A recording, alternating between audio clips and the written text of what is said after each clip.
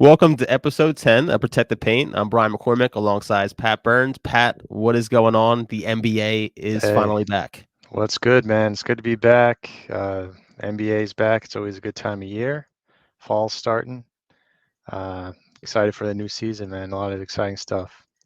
In many ways, it feels like summer took forever because all you have to watch is baseball. But then in other ways, I'm like, it feels like Denver just won like 2 weeks ago, Yeah, right?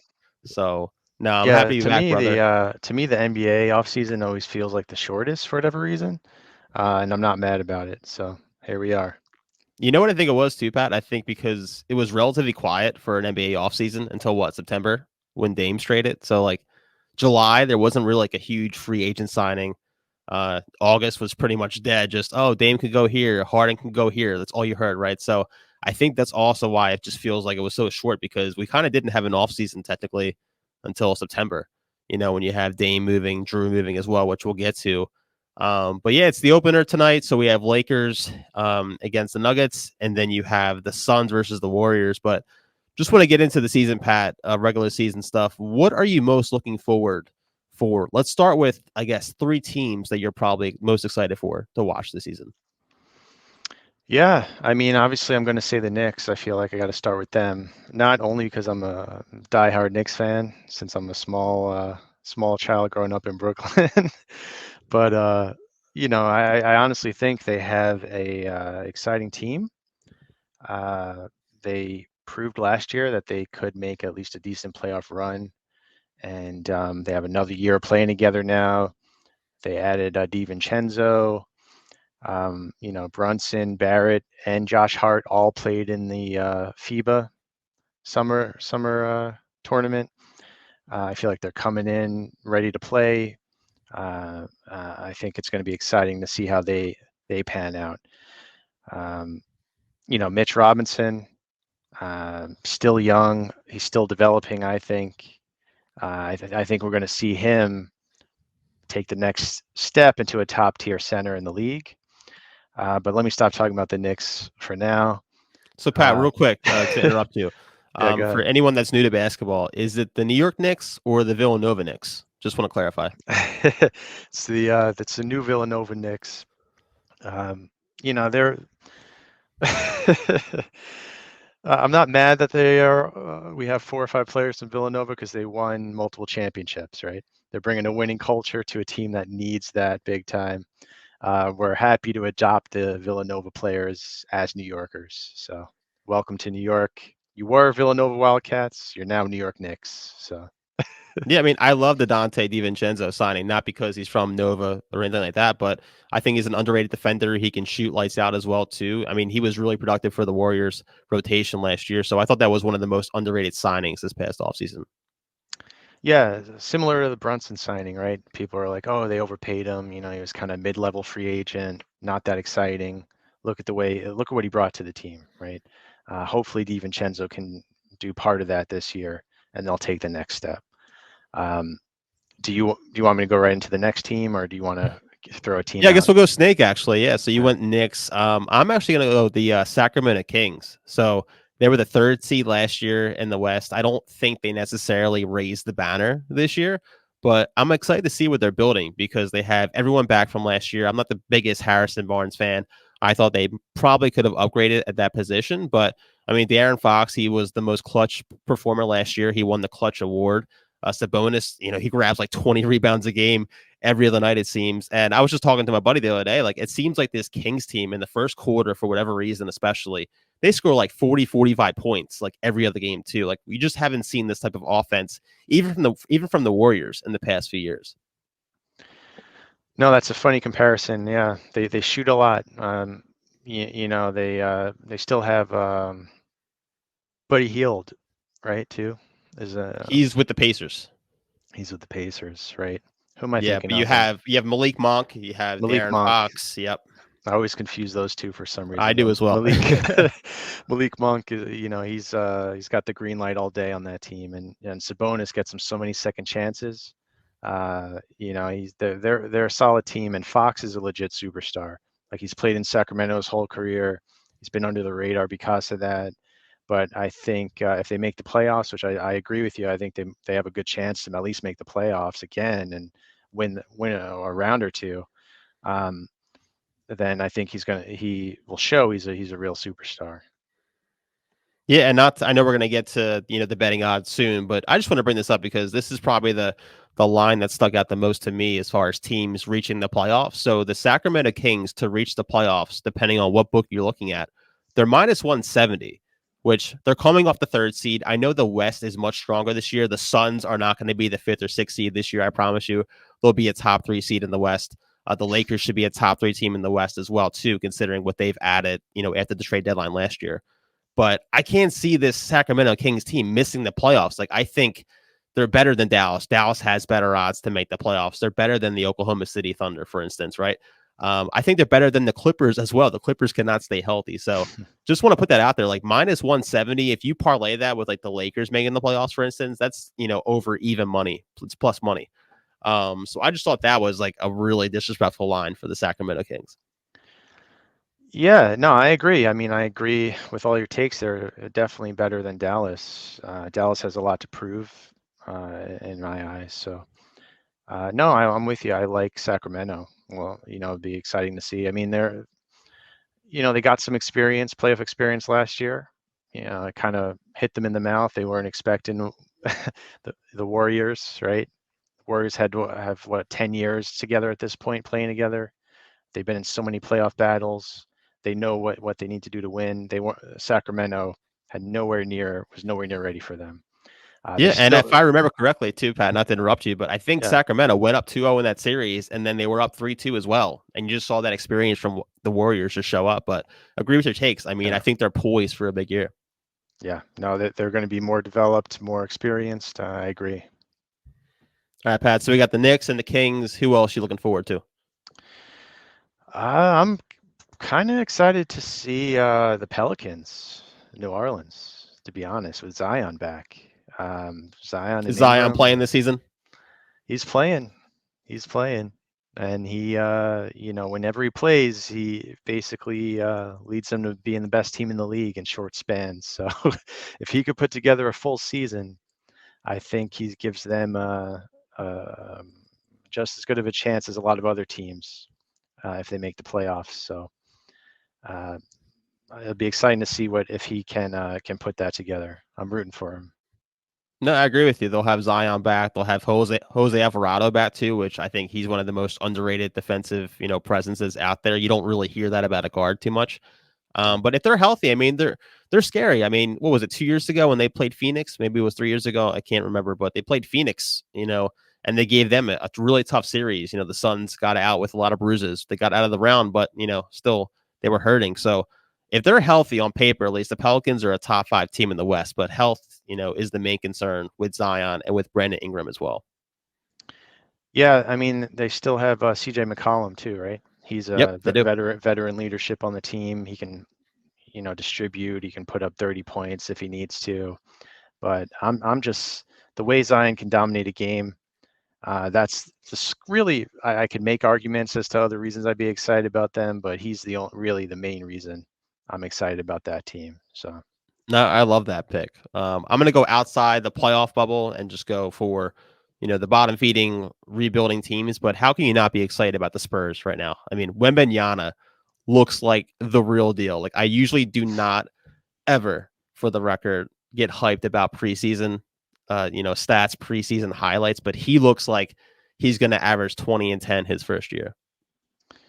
yeah, 20 20 points and 10 blocks. You mean? Yeah. Oh yeah, triple double, yeah, 20, 10, and 10.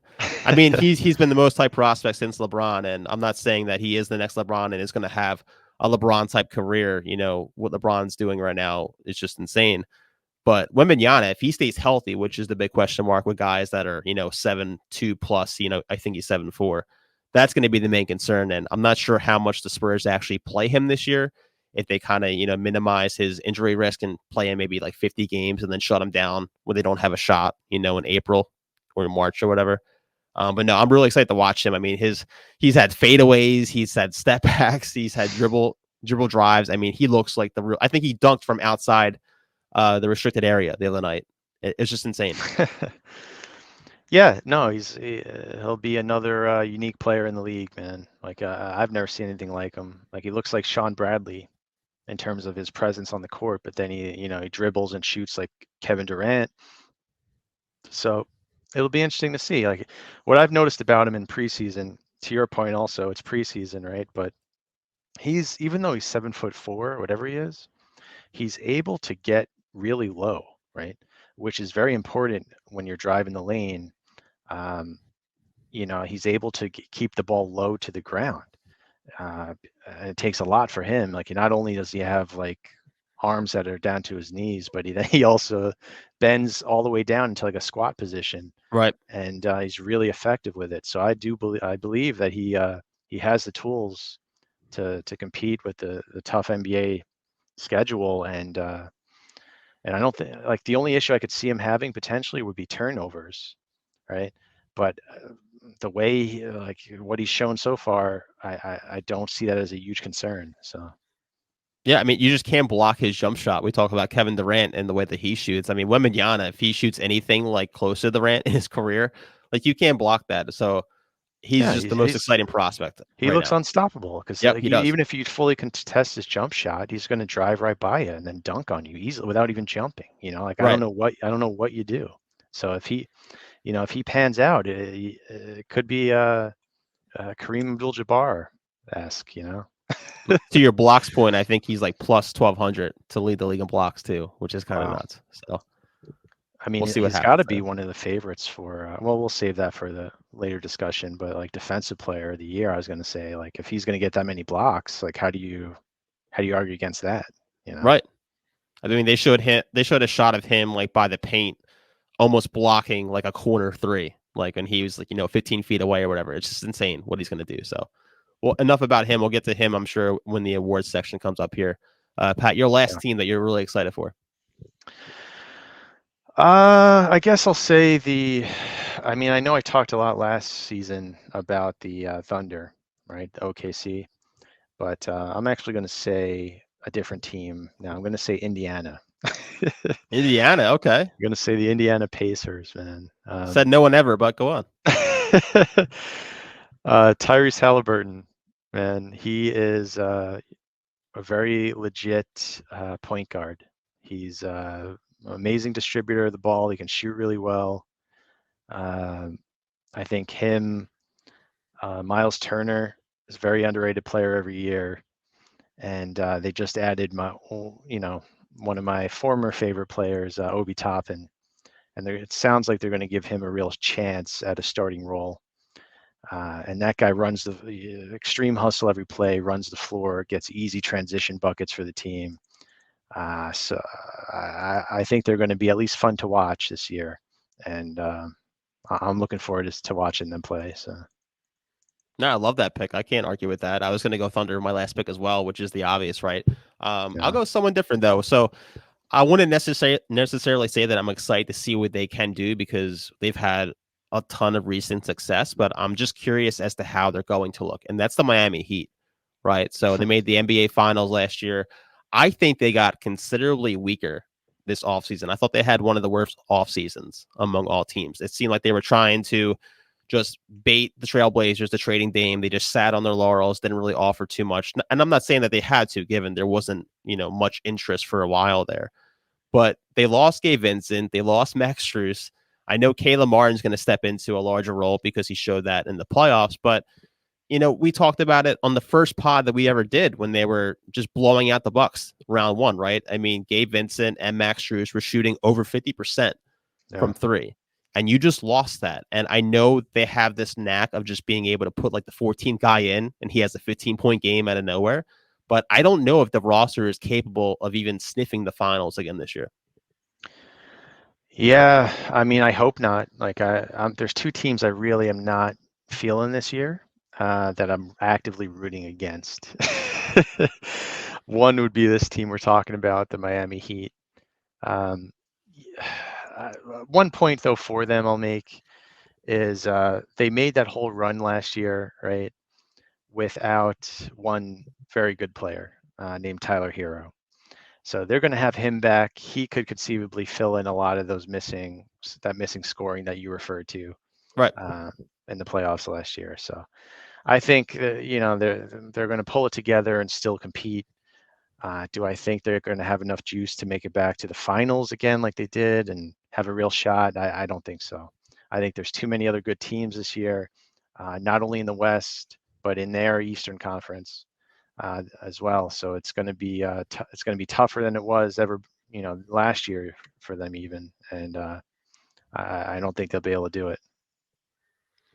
I actually have a hunch of what could happen this season with the Heat. What's And that? this is another reason why, to my point, I'm interested to see what they're doing. I don't have any sources. I don't have, any intel here, but I think for some reason something's telling me that they did not go all in on Dame because they think Donovan Mitchell's going to be available this season before the trade deadline. I mean, I've heard that also. That seems likely. But there's another team that's been, a lot better situation for him, and he wants to go to, and has all the pieces necessary for a trade. Miami didn't have pieces necessary for a trade for Dame. Why do they think they're going to have pieces for Mitchell? I don't know. So Miami, I think, is hopefully going to just suck for the next 10 years. Sorry, sorry, Heat fans, but There we go. We're going to Your have a Heat lot of Heat fans culture commenting beneath this. So your thanks, Heat Pat. culture of just sitting down the entire playoff games is not going to be rewarded this year. So You're going to receive a ton of heat, no pun intended, but it's going to be fun in the comments. But no, I mean, I agree. Like to your point about the Heat's package too, all year round, or I should say all summer round on Twitter, every Heat fan's like, this is the best package you're going to get. You're not going to get any better. Just accept it. And credit to Portland's GM, like they went out, like that was a huge haul that they got. Not only for the initial trade to the Bucks, but then they also flipped, Drew Holiday as well. And that's better than Tyler Hero and a couple picks and Vasquez or whatever the hell his name is that I never even heard of.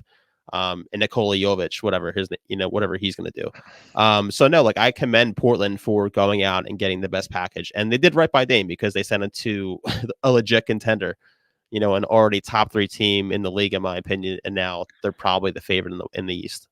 I like it a lot. Yeah, for both teams actually. I mean, I wish we were technologically advanced enough to where we can on demand pull clips of us back from like last season, because I very much remember saying that the team that should trade for Dame when we were talking about it was Milwaukee. I think that was the perfect fit for him. A team that makes sense for him to play with Giannis, and now Giannis re-signed. It worked out for the team already. There was talk about Giannis moving. Basically, a week after they got Dame, he's like, "Okay, I'm in for re-sign me." So it's already paying off. It's going to 3 take a years, little. 186 million, right? Just Yeah, something like that's that. I all. don't even check anymore. I just know it's outrageous. So, and he Absolutely insane. deserves it. Yeah, yeah. He deserves it. So he's legit MVP candidate. He's a great person too, from what I hear.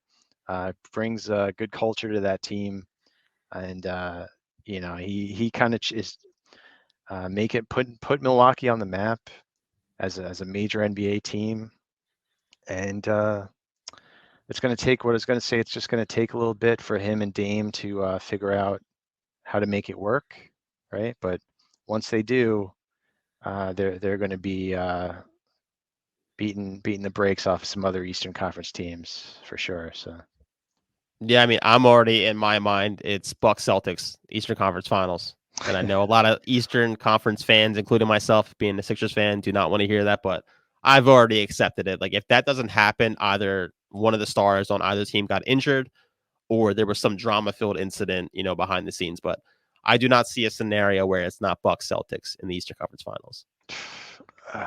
I mean, I don't think the NBA is that predictable. I mean, it could be due to something you said, yeah, but I can't just say they're going to be in the Eastern Conference Finals. I understand why you're saying that, but to me, we got to see how every team develops throughout the season too. You never know, like a team could take the next step, and the Celtics, I think, if we're going to get into this, I would put them on my expected to underachieve list, to be honest. So Wow. Okay. yeah, I don't think they got better. So we'll see. Well, let's get into that. So we brought the Celtics for teams that are, we expect them to underachieve. For me, I've brought them up already, but the Dallas Mavericks, Yeah. I don't really understand the roster. Like, I know they made the acquisition of Kyrie Irving. You have to protect that investment by re-signing him. And it's not the worst contract in the world, and he's not the worst player in the world. That's not where I'm coming from. But aside from Luka and Kyrie, there's really no one on that team that like just tickles my entertainment. Josh Green, he was great last year, young player, filled a significant role as basically like their fifth guy in the rotation and grew into something else. But I don't even think they make the playoffs this year. And I don't know where that's going to leave Luka for next offseason. I know I'm projecting here, but I don't think they're a great team. I don't think they're a good team, to be honest with you. And I see them finishing 10th or 11th in the West this year. Wow. Wow. I mean, that's major underachieving, right? Like what are they projected to, like probably 50, 45 games or something? They're over under. I think their total maybe would have been 44 or 45 games. I have to check that out. Um, but yeah, I think the West is too good this year. I I mean, mean, that sounds right to me, to be honest. Like it's yeah, they're only two players, right? But these two players they got are legit. Like they're not going to win any championship, but I think they're making the playoffs. Luca is a generational talent. Like give that guy his credit. He can win games on his own. I love Luca. Yeah. He's proven that. He's going to do it again. He's apparently in better shape this year. There's another player I'm excited for. Kyrie is Kyrie. If he plays, he puts up numbers. He hits big shots, clutch. It'll be interesting to see how they play together. I don't see it working too well, but I think they could take turns single-handedly winning enough games to make the playoffs at least. But yeah, I'm not high on them either by any means. Just check their over under win total is 43 and a half. I Okay. found on FanDuel. So yeah, Yeah, I I think mean that that's sounds right. I about don't think right. 43 wins gets them into the playoffs as well. No? I really Wow. don't. I'll take Wow. it even further. I think, and this takes a lot for me to say because I'm not a fan of their situation at all, but I think the Timberwolves are better than the Mavericks right now. Like I don't like what Dallas is doing. I mean, on paper, I guess the Timberwolves are a more well-rounded team, right? But they haven't proven anything yet, right? I'd say Dallas, Luca has proven more in terms of winning than Minnesota has. Yeah, I Um, agree. I mean, if Luca's on TV, I'm watching Luca. Like Luca on TNT is the best thing of the week, right? I just don't like the rest of the roster outside of him and Kyrie. I really don't. Like Dwight Powell. yeah. Yeah. Tim Well, it's Hardaway like Jr. is going to have some games too, but I mean, they remember don't the have a team. teams LeBron was on when he was young in Cleveland? It could be a similar situation to that, where Could he's be. taking The them on East playoff was runs. But really weak then though. Like just incredibly weak, right? Like he was facing like a I don't young know. Celtics team in the These Eastern these Conference Finals. so-called these so-called powerhouse Western Conference teams, right, are getting old. These stars of these teams are getting old, right? Steph Curry is going to be 36. I just saw that this morning. He's probably the youngest of them, right? Like look at LeBron's over 40 now, right? KD LeBron's like is 30 years old. He just has a birth certificate. His okay. birth certificate's incorrect. That's all. I see. Yeah. But you get what I'm saying. No, I Eventually, got you. a year is going to come where their teams are, I mean, it's already starting to happen to LeBron, honestly, where, he's not able to carry a team like he did in the past. So I think that's happening to KD too. Last year might have been the first year. Um, so I'm looking forward to the decline of this previous class because there's a lot of exciting young players. I think we're ready to move on from those people and start a new era. So Yeah, I'm really excited for a lot of the bottom teams this year. I got to be honest. Like, I've been watching NFL, and I was talking to a couple of my buddies. There's just a ton of bad football right now, in my um, opinion. Right, like if you're like on a Thursday night, like prime time especially has been awful. So like a Thursday night, if you have like the Falcons and Saints, I am not interested at all. I'd rather watch like a rerun of Friends. Honestly, I'm not even a Friends person, right? So that's where I'm at with football. NBA, like you give me the Portland Trailblazers and the Spurs, like I'm watching that. I'm getting yeah, popcorn 10:30 and I'm staying up for that. Like I love that game. yeah, And I just don't think that, the NFL is there. And I know this isn't an NFL podcast, but I'm just comparing that to the NBA right now. Like there's a ton of parity and it's great for the league right now. There's only like maybe a couple of teams in the league that I'm like, oh, like I don't really feel like watching them. Like the Charlotte Hornets. I'm sorry, I'm not watching you.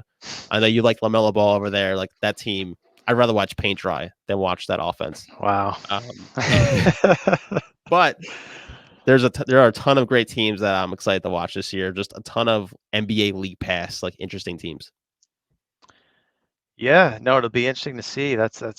I agree with you. And that's kind of why I'm saying it almost seems like this is the year where teams are going to fall and other teams are going to rise. And I'm almost rooting for that. I'll add one more team here to underachieve, Pat, and then we'll move on. But I know their expectations aren't high. I don't even think they're expected to make the playoffs. But the Chicago Bulls, like out of all teams in the NBA, if I'm honest with you, like their situation, what their franchise direction is right now, makes zero sense to me.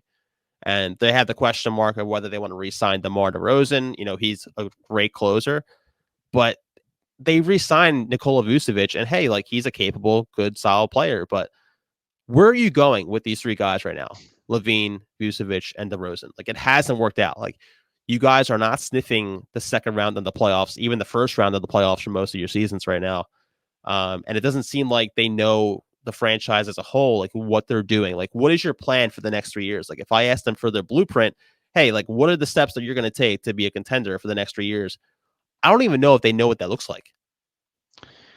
Yeah, they're in a tough area where, they're committed to three major players, like you said. They're good enough to not have lottery picks, but they're not good enough to win either. So what I remember about the Bulls last year, though, is like I think it was the first week of the season, if not the first game, they lost what's his name, Patrick Williams, Yep. right? Like for the whole season. So maybe they're thinking like, okay, we're going to get him back, or build out the team a little more around him. Maybe that's what they're thinking. They're going to give it one more shot, and then if this year if they don't show anything, then if this is DeRozan's last year, I'm not sure of. It sounds like you were saying it is. Then they might consider like blowing up the team and rebuilding. So this is No, the I agree. last. Yeah. And like I know if you're a Chicago Bulls fan, like listening, like I understand that Victor Wembanyama's don't fall off trees. Like it would be nice if they did, right? But I just fully believe that this rebuild, this inevitable rebuild that's coming, like I think DeMar DeRozan gets traded by the trade deadline. If you want a prediction there, I think this rebuild is a few years too late. I really do. Yeah, I mean, I don't want to start talking about the trade deadline yet, but I could see that happening. Because my first thought when you said that is, oh man, he's going to play with LeBron on the Lakers. So, so yeah, I Well, mean, let's take it a step further, Pat. So D'Angelo Russell with that contract, he's going to be traded by trade deadline. Like they signed that contract like a handshake agreement. Hey, we'll give you some money right now, but you're getting moved so we can use you as a trade chip. So watch that happen as well. yeah. We can crop this video out in February when he's traded to the Knicks. To the Knicks. I don't know about that. There we go. But all right, Pat, we'll get moving along. Good conversation here so far. Let's talk about NBA award predictions. So we'll go through MVP first, which is probably the most popular one to discuss here. If you had to put money on one person right now this year, who's that going to be? To me, it's Jokic until he proves otherwise. That guy can put up so many triple doubles, affect the game in so many ways. It's hard to argue uh, the MVP. I mean, you saw Embiid not win the MVP for many years over him just because of the sheer stats that the guy puts up. So it's going to be hard for him if he puts up the same numbers again this year and they're winning. It's going to be hard not to give it to him, especially since he didn't get it last year. So Yeah, no, I agree with that. I mean, for me, it's down to two people realistically, and it was the players from our mock draft from last year too. So, I think Nikola Jokic is probably going to get it, but I like Giannis a little bit more this season. Mostly just because Drew is not there anymore. I think Giannis has to play more defense this year. He's already an offensive juggernaut like Jokic too. So I'm with you. Like I'm not saying that Jokic is a bad pick here. Like I think it's going to be one of those two guys that's going to hoist that trophy. yeah, no, I mean Giannis is definitely on the radar. I just don't know how playing with Dame is going to affect him stat wise, right? Right. They might be better as a team overall, but his scoring and his other stats might take a hit. So uh, we'll see. Yeah, I could see that because Dame's probably going to command 5 or 10 more shots than Drew Holiday, right? So something to watch. But yeah, I can't see both of those guys, not winning this year. If you had to pick a flyer, so anyone like outside the top, 3 or 4, like who would you take on the list? For me, I'll go first. Yeah, go ahead. He's not really like a huge flyer. He's plus 750, but Jason Tatum. And I'm not saying that I feel confident putting money on that, but I just think the narrative, if he can take the next step and, get them to the number 1 seed in the East again. And I think if he just, plays his game where he's not forcing shots, he forced a lot of bad shots last year. It seemed like he was like, 10 for 25 in many games. I think if he kind of just chills, calm down, and lets Drew Holiday like run that defense a little bit, I think Jason Tatum could have a really good year where he's averaging 33, 8 and 6. I mean, I disagree, just because of the Celtics, right? I mean, they lost their heart and soul of the team, Marcus Smart. They lost Grant Williams. They got Drew Holiday. They got Porzingis. I don't think that's, you already have Tatum and Brown. You don't need more scoring, right? You need what you had, but then you need Tatum to actually step up and be the MVP when he needs to be. So maybe he will this year. I'm not rooting for him. I'm not Uh, either. Like I'm not rooting for that team, just so we're clear. But if I'm putting money on it, like I can see the narrative, right? Like Devin Booker is like plus 2,000, but like you uh, have Beal, you have Durant there. Like I know Book yeah, can score 30 a game, but it's like, does he need to, right? And like when you're getting into February and March, like does he take some days off as well? Miss some games. Like they're gonna play for the playoff health, right? So I can see narratives like that, but I'm more confident in Tatum than Booker in that scenario. Is what I'm saying. I agree with that. I agree with that take. Yeah. My flyer, I would say, and this is a bit more of a flyer, I think. I would say there's an outside chance that Zion Williamson could win MVP. And if he, before he was hurt last year, the Pelicans had the best record in the NBA, right? Let's say conceivably he plays the whole season, they're a top seed in the playoffs, and then if they make a playoff run, I could see that dude winning MVP, and he's averaging 30 points, 10 rebounds, 5 blocks. He can put up numbers that Jokic can also, right? Um, if he can stay healthy the whole year, I think it's worth if I'm betting, it's worth a little bit of money because I'm assuming his odds are probably pretty good or pretty high for MVP. So The thing I just saw him on my list was he plus. I just saw him. He's plus 5,000 yeah, for MVP. So it's a flyer. So there's obviously holes that you can poke through here with your take. But I think the biggest one would be that with the NBA awards this season, you have to play a minimum of 65 games, right, for the right. MVP. So that's him only missing 17 games all season, which I mean, it's just questionable. Like I just don't know what they're like. If you're the Pelicans, I know they're probably growing impatient with him, right, and they want him to play. Um, Well, I mean that's why his odds are plus 5,000 now, right? Like oh, for sure, yeah, yeah. I don't. I'd rather take a chance on him being able to put together 65 games for the first time in his career rather than take a chance on somebody else all of a sudden becoming a better player than they are, Like No, he's and I'm got the with you. Yeah, skills and he can put up the numbers that are needed. It's just a matter of him playing, staying healthy. So I'd put some money on that. yeah. And this angle has nothing to do with your take, but it's like if you're the GM of the Pelicans, you just say like, "Hey, buddy, like you're playing 60 games this season, right? Like back to backs, you're playing the next night. Like I don't care, like." Because at some point they're gonna have to say, "Hey, like, what's going on? Like, you can't spend the next 5 years playing 40 games or less, right?" So Yeah, I'm just saying I'm interested. Like, I guess you could put the Pelicans on my list for interesting teams this year because it's like, what's going to happen? Like, are they going to take the training wheels off and let him play? Like, I'm not saying he's going to play in every back to back, right? But at some point, it's like, dude, like, if you're going to miss, 8 games every month, like, what are we doing here? Right? Like, yeah, they paid him, $205 million. They had to. They're a small market team. You can't lose that asset. But if I'm in the chair of the Pelicans, franchise right now, I'm just like, hey, like, you got to go right now. Like, it's now or never. Like if you're playing 40 games this year, like you're getting bounced somewhere else in the offseason. And I'll be like the Portland GM where it's like, I don't care where you go, by the way. Like we're not just going to adhere to whatever request you're making. Like you might go to Indiana and have fun there. Right. So no, I think it's one of the most interesting scenarios going into the season. Yeah, I agree. I think the pressure's on him this year, and I think he wants the big difference is he wants to do it now too. So Right. we'll see.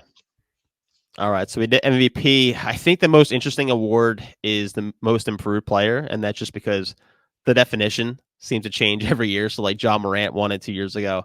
Last year, I thought was cool. So, Laurie Markkinen, becomes an all-star out of nowhere after 4 or 5 years in Chicago, just becoming like a mid player there. I'm excited for the Jazz. So I thought that was a really nice change in what the most improved player was becoming, right? We were just giving it to guys that had like a 5 point scoring increase, and that was it, right? Like even if they were MVP candidates prior. So Pat, give me your top pick for most improved, and then give me a flyer as well. Yeah. No, I mean, I remember Julius Randle winning it a few years ago too. That was a similar situation, right? Where it was more of a major jump, and it was his second year on the Knicks too. So I like the award because there's a large variety of situations that could cause somebody to make that jump and to win it. And I mean, I think I'm going to stick with who I said in our off-season show, who I thought would be a good bet, who was Scotty Barnes on Toronto. I'm going to stick with that. I think he is going to take a jump. Just even though he's on the same team, I think they're going to look to him more without having Van Vliet now, right? And I think he's capable of it. So um, that's my pick. Plus 1900, so still great value. I think when you took him, I think it was in June we talked about it. He was like plus 2200, so still Okay. great value there. I'm gonna go with a popular pick here, and I kind of hate myself for it, but I went from Mikal Bridges, and then I'm like, I don't know about that. Tyrese Maxey, I don't know what's gonna happen with James Harden. I think that's gonna be a heavy factor as far as how much he can improve on the stat sheet. I'm gonna go Jordan Poole, and it's not just because of his 40-point game the other night. I just think like we brought this up in June as well. Like the opportunity is just going to be there. He's had a 20-point season already, but he's going to be able to take 25 shots a game and have the green light, right, and run that offense. I think if you're going to poke a hole through that take, it's going to be like how much is Tyus Jones going to play because he's a great facilitator. So does Jordan Poole play more of a 2 guard than a 1 guard, right? But I'm bringing that up because if Jordan Poole goes out there and averages 25 points and gets 8 or 9 assists a game, like, hey, like I think he's a deadlock for most improved. But then again, you have the playoff scenario too. Like, are the voters going to look at the playoffs this year too? Like, oh, this guy brought this team to the playoffs or to the play-in, and this guy didn't. Like, we just don't know, right? Yeah. No, we don't, right? I mean, I like that pick a lot. That would be probably my next pick, and probably maybe more of a sure thing at the moment. I'm just more when I'm looking at long-term bets or bets that have such high odds. I try to like do a little more handicapping and think about like who has really good value and maybe hasn't shown anything yet, but is going to the first week of the season type thing. And to me, that's Scotty Barnes. But um, yeah, I mean, your pick is great. Also, like that's Jordan Poole. It's plus 1200 It's, right now. Still, it's going all over the internet that he's just shooting and his teammates standing there like I'm wide open. Right. well, that guy got paid too. That I can't even say his name, Denji something. I can't even say his name right now. I don't really care about the Wizards. They shouldn't have a team in Washington. But no, like that guy got paid like 5 years or 4 years, $55 million like the next day. So I guess it was all good, right? So, Well, but no, like they're gonna have to figure it out. Yeah. But no, he's that's the type of player he is. He's like he thinks he's an alpha. He's going to shoot the ball. He doesn't give a crap. He's going to score. So we'll see. he's gonna have some headache nights. I guarantee that. Like, he'll have like 41-point nights. Then I think the next preseason game he had like 6 points or whatever. Like, that's gonna be the regular season as well. Like, he's gonna have like 35 and then like 14 the next game. Well, But you live with that as the Wizards. yeah, when he plays like a tough defender, he's going to have a tough night. When he plays Ben Simmons and Brooklyn, he's going to have a tough night. I have to look up to see when the Wizards play the Warriors. What if I Ben hope that's on Simmons wins TNT. most improved player, bro? Like, Yeah, I mean, there's my flyer. Give me Ben Simmons as my flyer. If he comes there's the, back and he averages more than 10 assists and 20 points, like, come on. he's plus 6,500. Just for those of you out there, look, even despite my personal Flyer. vendetta and hatred for Ben Simmons with the way that he handled everything, Yeah. um, I would say that I like your take. It's just definition again by voters. So Ben Simmons has already been in the league averaging 15, 8, and 8, right? So like if he does that again this year, like are they comparing it to that? Or is like, oh, like for the last 2 years, he kind of pretty much hasn't played. So he has to be improved. Um, What if he starts so hitting like jumpers and shots? I think that would be like, then there would be more of an argument. Like he actually improved where he has a shot now, yeah, I So mean, I think that's the only way that he could win. If he's like taking like 2 threes, 2 or 3 3-pointers a game and like hitting jumpers, like then I think you have a case. But if he's still doing his stuff where he's afraid to actually shoot the ball, like yeah, I don't know. yeah, But I think he's going to average 8 to 10 assists a game. Like that team, yeah. Brooklyn's exciting to watch. Michael Bridges, I don't know if he's necessarily like an alpha, but he's going to give you 25, 5 and 5 on a given night, right? I think they move on from Dinwiddie because I think he's just a negative on the court overall. But they have a young up and coming team, and Dame actually listed them as one of two teams that he would go to if it wasn't Miami. So you had Milwaukee, and then he also listed Brooklyn too, which was interesting. And I'm just bringing that up because if they get an alpha all-star player, like they're going to be dangerous. And it's something to watch because they have Yeah. a ton of picks.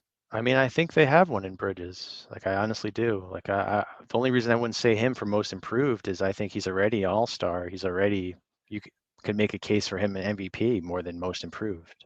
So, and Yeah, I think. who's going to be passing him the ball? Ben Simmons. Who's going to be rebounding? He's going to be putting up stats at least. And if he can Yeah, score he a bit absolutely is. more, I don't know. I mean, if it's between him and somebody else who has similar stats and has had a good enough season, they'll probably give it to whoever the other person is. If Right. it's really their first year putting up an all-star caliber season. But if there's no one else that's really clear cut, I could see him getting it. No, I don't hate that pick at all, honestly. So we'll see what happens with that. Let's talk about rookie of the year. So, are you taking Victor Wembanyama or are you burning money away? I'll burn money away. I mean, Wembanyama, I think while he plays is going to be very impactful and putting up big numbers. But like you said, is he going to play a full season? Are they going to rest him on a lot of nights? Is he going to pick up an injury here and there? These things are very likely to me. Um, I mean, I really like Scoot Henderson. If I were put my money on rookie of the Plus year, 500. I would probably pick Scoot Henderson. He's doesn't have a lot of competition in Portland for scoring at the moment. I think he's going to be their leading scorer, and I think he can do a lot of other things too besides that. And he's going to be the quickest guy on the floor a lot of nights, and that's going to lead to a lot of easy buckets. Give me Scoot Henderson. No, I like that. So he's plus 500. If I'm taking someone that's not Victor Wembanyama, it's probably him. And Chet Holmgren, he's like plus 400. We talk about Victor Wembanyama blocking shots. Holmgren Yeah. is also a great shot blocker too. So I think it's going to be one of those three guys, and the odds reflect that. I mean, yeah, Victor Wembanyama at minus 145, Chet's at plus 380, Scoots at plus 500, and then after that, there's a huge drop off where it's Brandon Miller at plus 4200. Just insane. Wow.